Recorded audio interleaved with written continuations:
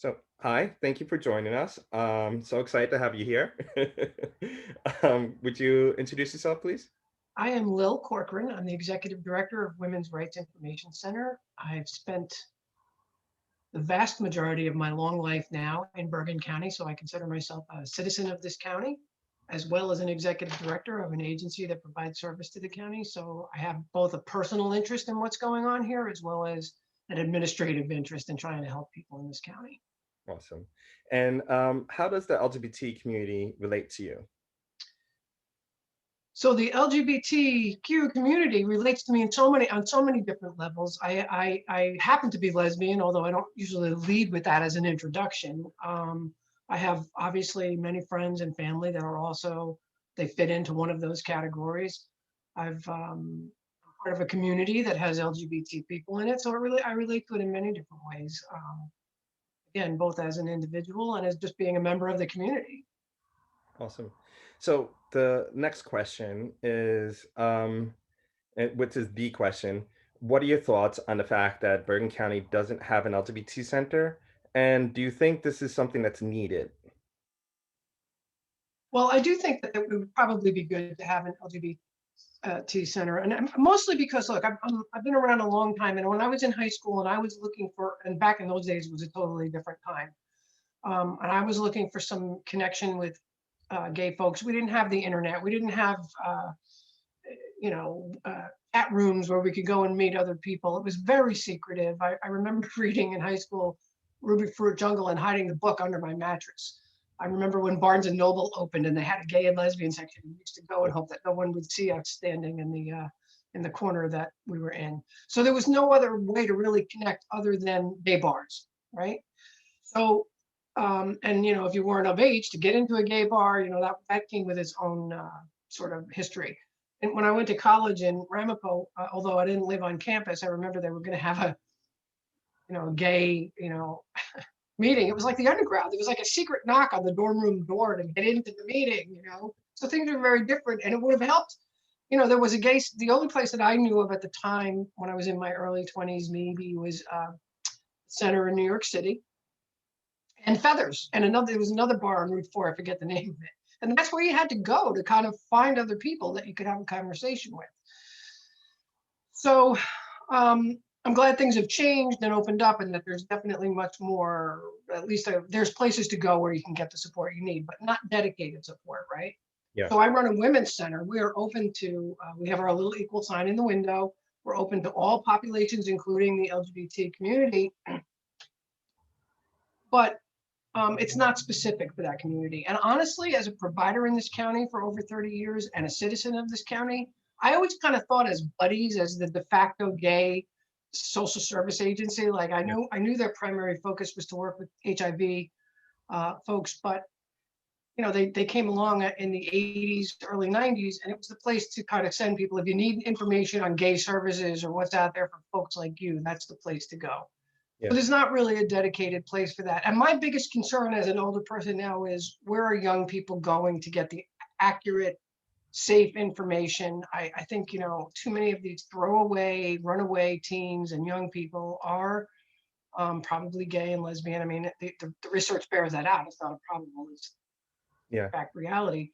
And where are they going to get the support that they need? That's a big concern for me. Yeah. I've been fortunate enough to make my place in the world where I didn't need those resources. But honestly, I have to say, I think one of the reasons I was able to do that is because of my closet, right? So I found and made myself as straight as possible to get my house in Bergen County and my car and my job. And so I had a foundation and stability where I could just sort of blend in, right? Yeah. And if you don't want to do that, or if you can't do that, where are those young people go? I had to give up a piece of myself in order to be able to have this sort to maintain a lifestyle that I'm living right now. At least then. I don't know if that's true today. I hope you're interviewing younger people, because I think the issues today are very different than what Yeah. we were facing. So our closet helped us achieve things in a weird kind of way. It also made us have to give up pieces of ourselves in order to do that. Yeah. But I think for young people, it's amazing to me how Oh, you froze. so many things have changed, right? So I'm glad to see that young people have the option to be who they are, be themselves. And on the other hand, I wonder if it also hinders them getting the things they need to take care of themselves. So I've earned certain status in life and certain privilege where I can now be out more easily.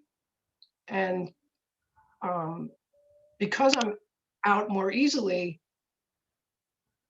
it's not really, I don't even talk about my where I fit on that continuum. I just am, right? So there's a Yeah. certain privilege to that too. So I don't know if that made any sense, but that's kind of It, some of it, the stuff that I'm you thinking brought up a about lot of as we relevant talk. issues and really important ones, and I'm really glad that you spoke to that.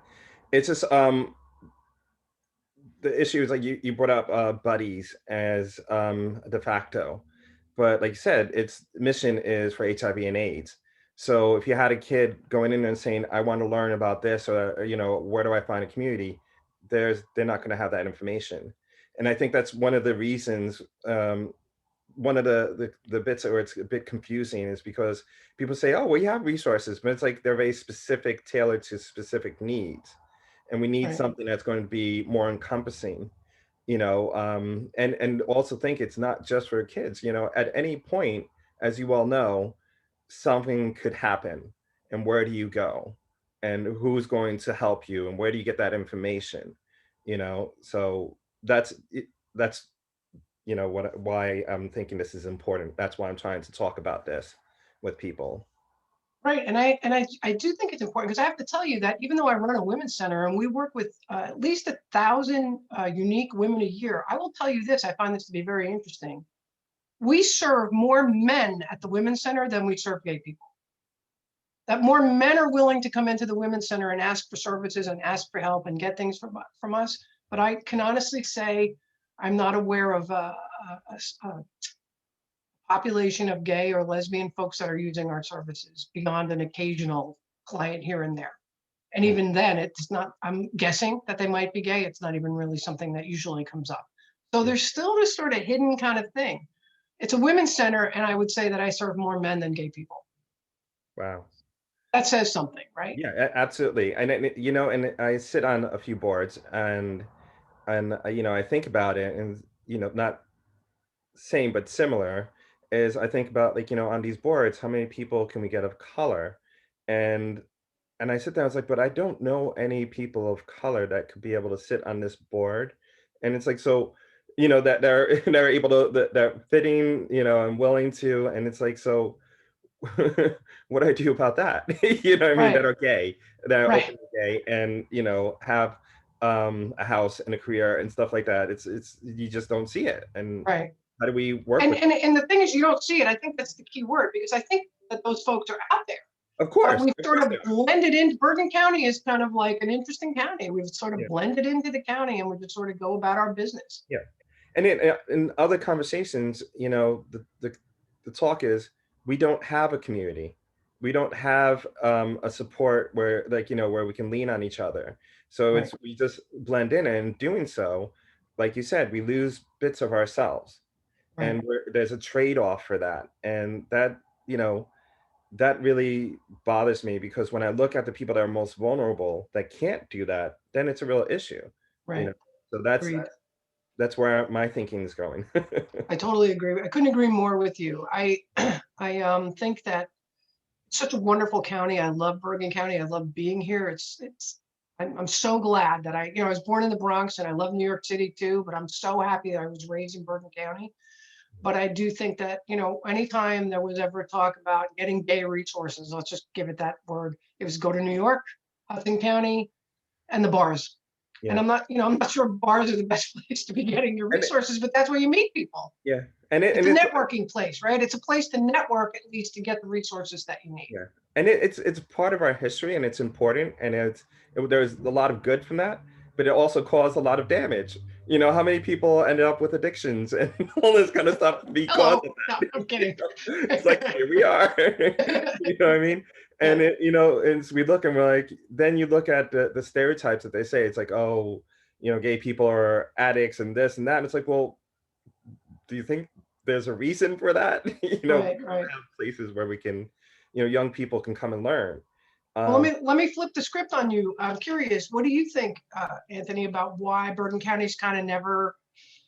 gay people would have to take the lead on this, and you're trying to do that, and I appreciate that. But why didn't Bergen County ever do this before? I Come up think with there's a some kind of number of reasons, and this is, when I started this project and where I'm at now, are completely different. I've learned so much, and it's really amazing. So right now, I think there's an apathy for the LGBT community. I think that's where it lies. I think when I say Bergen County, people automatically assume that the county is going to do this. And I was like, well, residents are capable of doing this.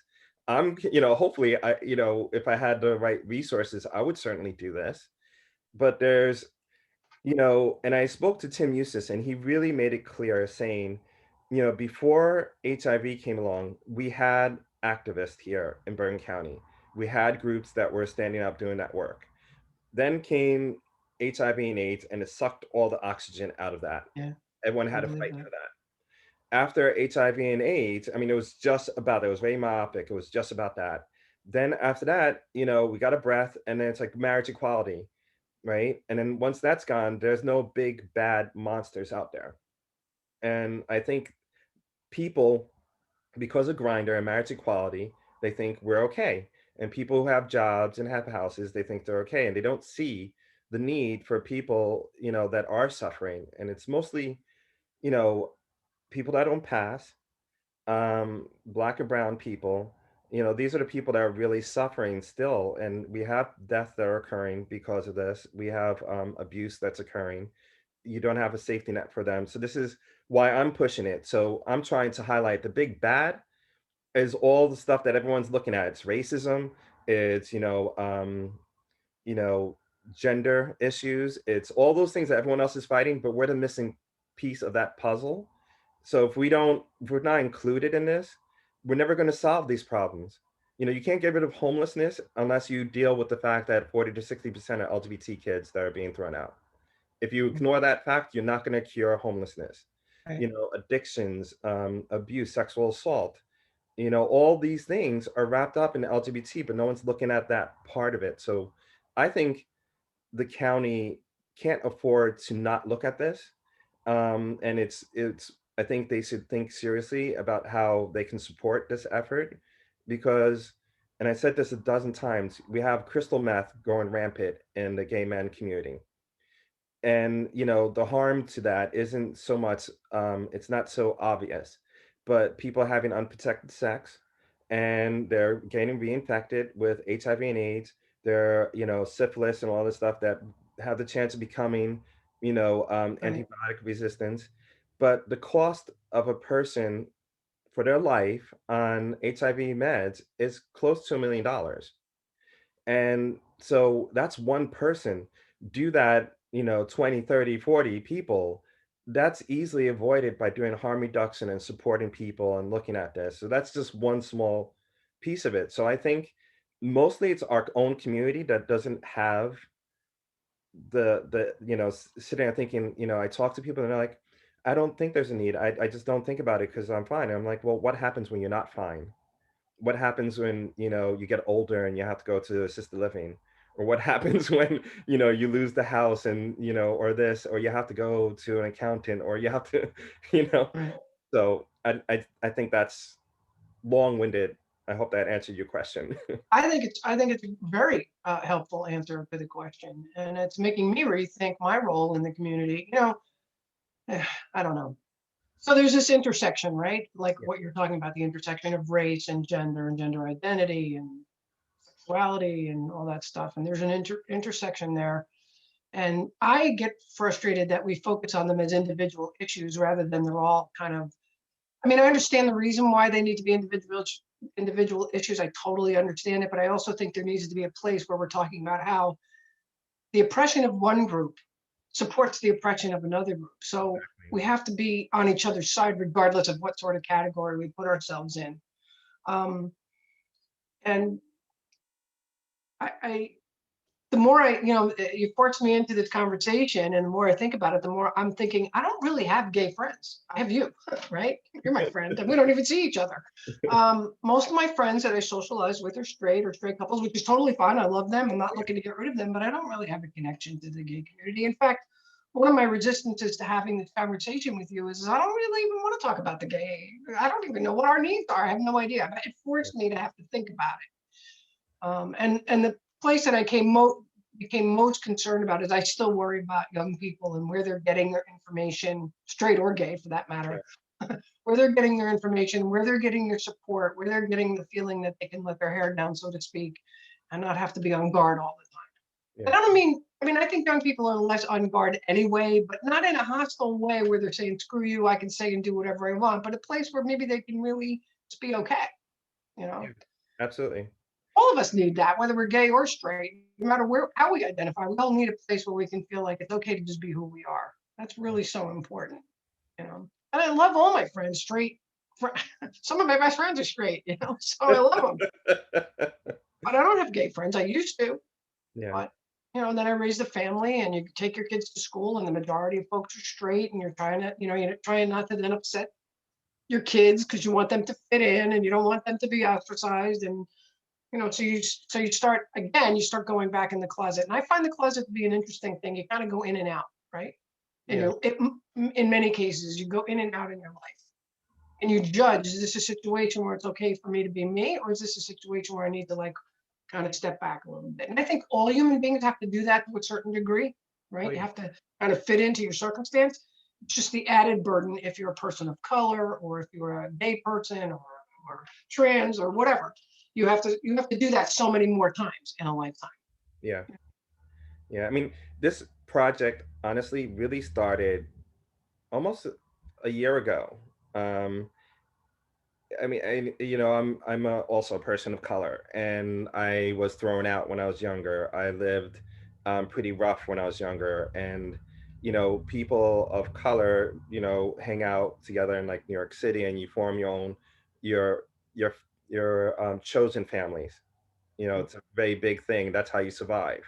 So you have a gay father and a gay mother, and you have, your family, and that's how you survive. And I had that. And I never thought about that, outside of it. That was something I did when I was younger. And working in my field, I've met someone who just took my breath away, and just they were living their truth. It was a young couple, and one of them was very feminine, and he had a friend, and they were out walking, and I remember seeing them holding hands in Bergen County, wearing like this androgynous outfit, and as if nothing. And I was like, as I drove by, I was like, "Yay!" I was like saying that, and I drove by, and then lo and behold, they walk into my office, and I hear the story behind them. And I see how this person was living such a hard life because he was feminine. The only thing that was, about him was because he was feminine. He was beaten, often to unconsciousness by people he loved. He was running away from that. He was had to deal with drugs, homelessness, all this kind of stuff. He had addiction problem, which eventually took his life. And when it happened in such a horrible way. And I sat there and I was like, this was totally avoidable. And I was like, this happened 3 times already. Everyone just kind of accepts it. And I look at it and I was like, it's solely because he's too feminine, or she's too butch, or he's, not able to be himself. He has to fit into that mold. And that was really hard because I felt like I could be his father, his gay father. So I didn't know what to do with those feelings. I took care of this kid for like a year and a half, as we do in the helping profession. And it was so hard for me because I couldn't talk to people about it because I have a husband, I have a daughter. Why are you why are you so upset or connected to this person? And it was just devastating for me. And I was like, we have to do something. And when I start asking this question, the reactions I get from so many people is so interesting. And people in positions of power find this to be controversial by asking this question. And they don't want to talk about it. And they just, just that I don't know why you bring that up for. And my response is, if I was talking about handicap, just replace gay with handicap, would you have the same reaction? would you know, me asking you, what kind of services do you do? You know, should we have these services?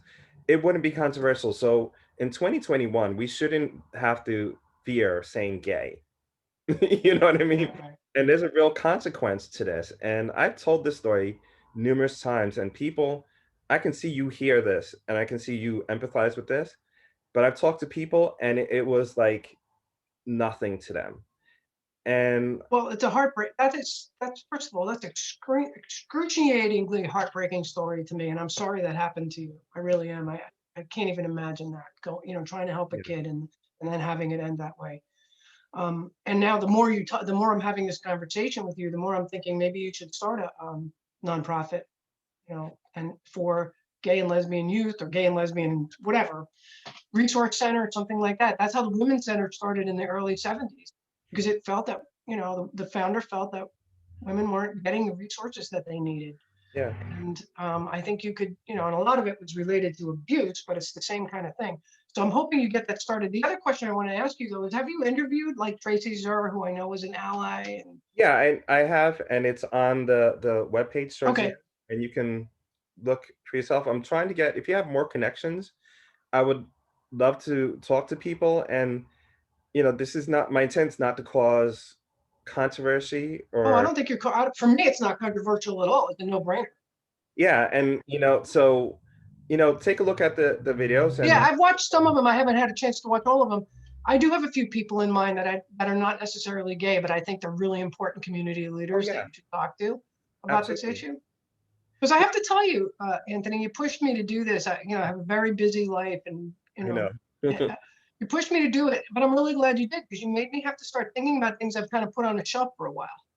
Yeah, And I support you doing it, and I support that. I mean, if you could, I think the best thing would be to apply for the 501(c)(3). nonprofit status Yeah. and do it. And Well, those of us, that's sort of like what we're thinking. You know, Nick is good with that kind of stuff. So we're thinking maybe we should just do that for to run a web page, and this can be a virtual, um, you know, resource, and so we can find a home for it. that's how it And started. So I want to just tell you on the Women's Center, and I happen to know this because I was working this morning on we're planning our annual fundraiser, and we always talk about the history of the agency. And we're honoring this year the son of the woman who founded Women's Rights Information Center, who died, I think, about 2 years ago now. She was a pioneer in the early 70s, and she literally started it by sitting around it. Literally, the story is sitting around a kitchen table with other women saying, "How can we help?" And volunteers purchased a phone back then, and volunteers staffed the phone to just answer questions. Now we can staff the website, right? So I think that that's the way to do it. yeah. And I could see in 5 to 10 years you having a thriving agency called whatever you call it, like the Women's Rights Information Center. Maybe we'll meld down the road. Well, that's exactly because I'm creating a commission, and we're going to meet on Monday, and that's my talking point is we are the missing piece of the puzzle.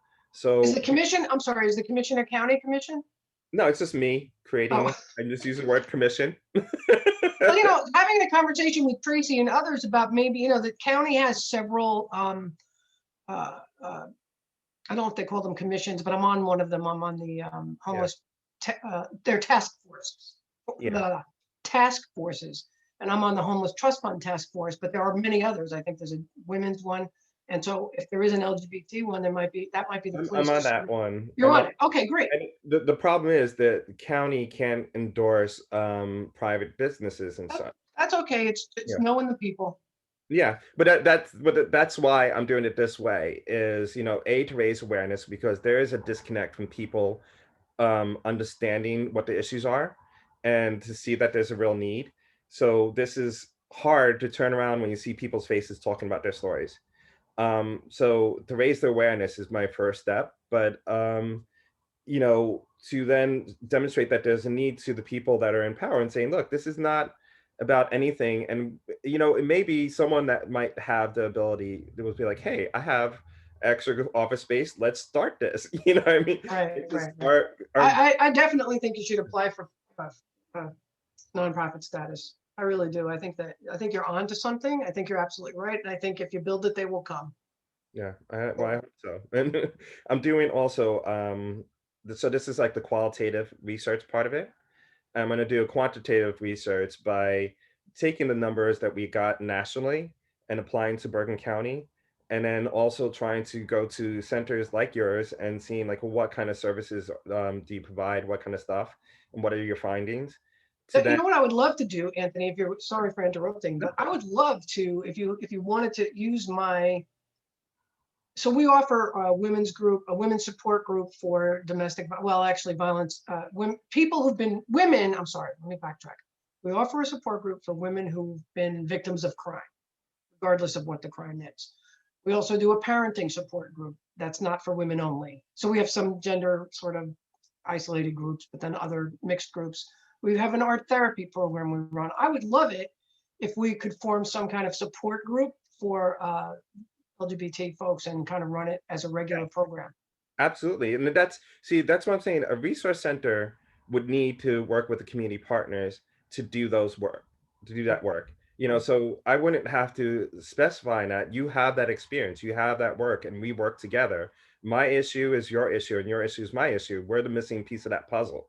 right. So we're going to give resources and connect them and say, hey, we have this person, and if we have a place, you can come here and do it like like we've done before. Right. Well, if you You have someone who would be willing to volunteer to sort of run a group and we could work that out. that is And we can do it. I've done it different ways. So we have some groups that are just like our victim support group is every week and it's open ended so people can join and drop out anytime they want. They do have to register because we don't want anybody willy nilly dropping in. Or we do a close ended group. We're going to run this parenting group for 4 weeks, or we're going to run a meditation group for 4 weeks. So we can do it in short spurts, or we can just do an open ended, we'll just run it and who shows up, and who doesn't, yeah. doesn't. That's if I had a wish list, it would be to have a physical place like a community center that has the Well, that's true. We can do, yes, you need that too. I'm not saying to do my group no, instead but of, to yes, have groups like yours every night, to have a right, group like that running every night. right. That is my wish list, and I think that's what's needed for the community. You And we know. can do it, but ours would be virtual. All our groups right now are virtual for Oh obvious yeah, reasons with this COVID nonsense we've had to all endure and live through. yeah. If you had someone who wanted to kind of run that group, I would love it. We could get I it on would, our I schedule. mean, I will ask around. I mean, there's not a lot, and that's part of the thing. It's like reason why I asked the question. This people really find it confrontational, and I'm not trying to. Is therapists? There are lots of therapists that are trauma informed, but are they? eh, are they experienced with LGBT community? And that's really important because I've had therapists who say yes, I have no problem, but won't talk about gay sex Right, and won't really dive into that part of the person. And it's like I've had men who've been sexually abused, have PTSD, like really, really bad, really right, bad situations, have PTSD where if they hear argument, they kind of shut down and fall to the ground. And they're at a point where it's like, I want to get past this and I want to have a relationship. And I don't know how to do that because I'm depressed, I'm alone, and I'm just done with this, and they're suffering. And I take them to therapists, and therapists are like, it's just domestic abuse. I'm like, this is sexual assault. Different. They have different words for different things. And and the therapist won't talk about sex with this man. And so the person just is sitting there not getting help. So yeah, therapists would be great in our yeah, community, you yeah. know? That Yeah, and so the groups that we run are not necessarily run by therapists, they're run more by advocates, which I think has a place, right? oh So, yeah. but yeah, I think all of the above is needed. You need layers of this different Oh kinds of yeah. stuff. Um, are we done with the interview? Oh yeah, yeah, yeah. Good, Wait, so good. let me just ask you. I want to ask you something too, but go ahead. You're aware that this is being recorded and it's Yep, going to be made public. yep. Are you comfortable with everything that was talked about here? Yes, I am. And lastly, thank you for doing this, and thank you for being such a force in the community. Because before I knew you, I heard about you, and you're one of those people that have been doing this work for so long, and so like a real force that doesn't stop. Where a lot of us, they start for a little bit, in and out, in and out. You've not that one of those people, and it's so seriously, we don't have a community leaders, but you're one of them. And I want you to know that you really are one of the leaders for our community. And, thank you for being there. And if anyone gets to say, I want to say that personally to you. Thank you for that. Well, I love you, Anthony. Thank you for making me feel good about my work. And I have to say that I get it more out of it than I give. So I really do believe that. I do it more. I'm selfish. I do it for myself, right? So thank you for saying it. So on a personal note, though, I want an invitation to go swimming this summer. Oh, you have any time. You can come No, no, anytime. not anytime. I need a specific date and time that we're going I to get will. together. We will. You know what? Yeah, let me just end We'll this. bring the sandwiches or whatever.